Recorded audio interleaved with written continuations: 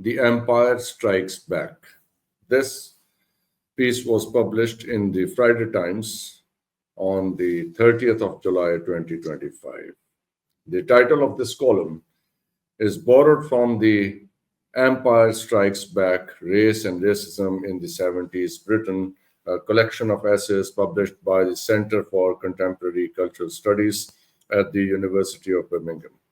I felt compelled to write under this title in light of the profound transformations currently unfolding in global affairs, particularly the shifting balance of power from the global north to the global south, from the United States to China.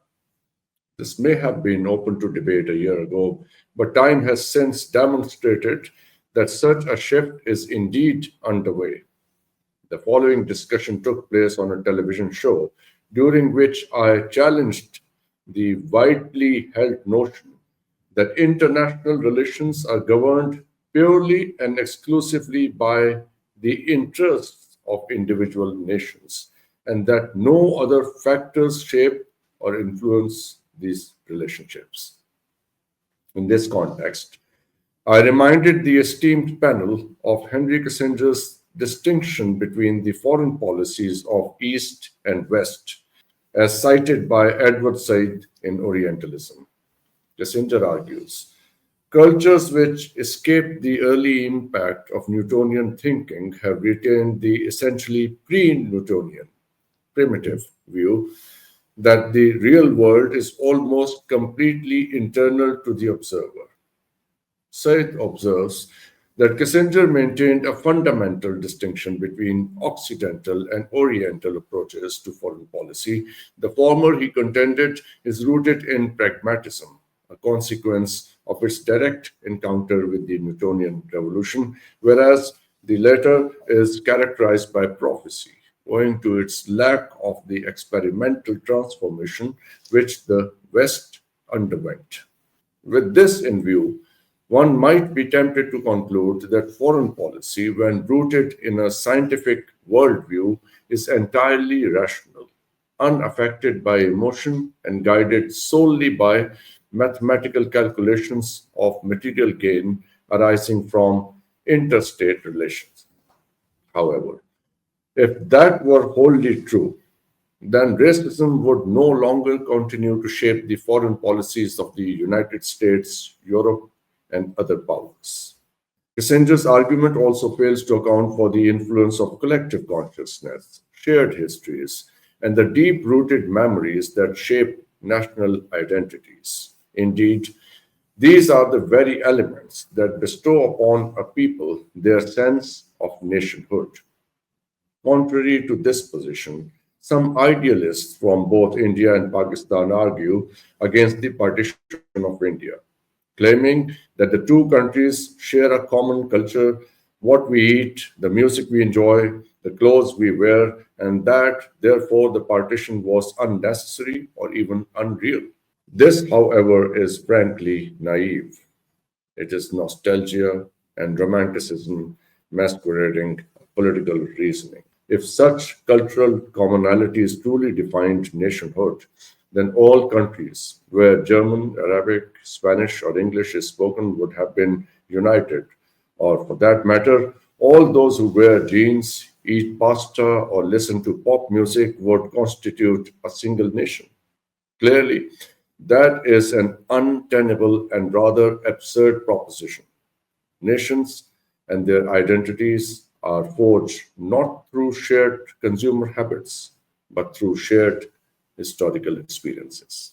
The British preference for Hindus did, in fact, give the Muslims of India a distinct sense of identity, eventually culminating into the two-nation theory. Post 1947, Indian historiography, literature, and cinema are replete with both nostalgia and resentment over the partition of India. These two powerful emotions, resentment and nostalgia, are not rooted in pragmatism or scientific rationality, despite periodic efforts to suppress or transcend them.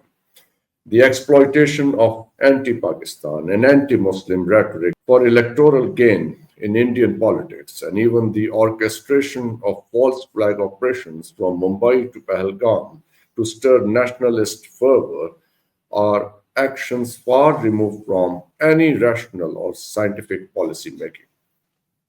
A rational approach would have involved resolving outstanding issues with neighbors rather than adopting an arrogant and aggressive posture. Peoples who have faced common adversary, who have suffered, resisted, and triumphed together, who have been scorned, subjugated, and treated in a particular way, such as those from the global south at the hands of former European colonizers, or those whose nations were devastated and whose cultures were ridiculed, humiliated, and overridden by the Americans in the post 1991 New World Order, develop a shared sense of history and a collective memory of oppression. These experiences inevitably draw them together, bound by the thread of common suffering and survival. From a purely rational perspective, nations with impoverished populations should not be allocating vast sums to maintain large standing armies or to purchase exorbitantly priced weaponry, particularly when millions live in conditions of extreme poverty. And yet, history tells a different story.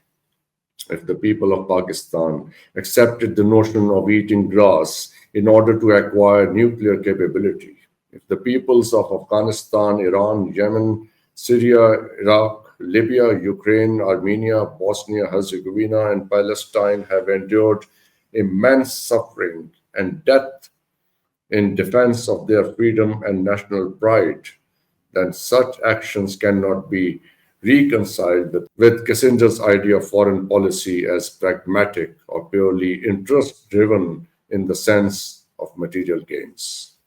These choices are not made through cold calculation alone. They are animated by a deeper sense of identity, resistance, and historical grievance, forces that continue to shape the modern world in ways scientific rationality cannot fully explain. National memories, shared histories, and collective consciousness are driven by emotion, not by pragmatism. These, I argued in my turn, are what guide international relations. And these, I posit, lie far beyond the cold, calculated logic of so called pragmatic foreign policy. We were recently reminded by Chinese policy thinker Dr. Victor Gao that China does not recognize the borders with India as drawn by British colonizers. It is evident that many of today's border disputes, whether Israel-Palestine in the Middle East, India and Pakistan over Kashmir, or the more recent skirmishes between Thailand and Cambodia, stem from arbitrary boundaries imposed by departing European colonial powers. The choice of title for this column, therefore, captures more than a passing historical allusion. It points to an emerging collective response of the global South to its former colonizers, a slow, deliberate, emotionally charged reckoning with a past that refuses to remain buried. The time, it seems, is fast approaching when history shall be repaid in kind, not as pragmatically as the West might prefer, but in ways that reflect the deeper emotional and historical truths that continue to shape our world. The empire, indeed, is ready to strike back. Thank you very much for watching.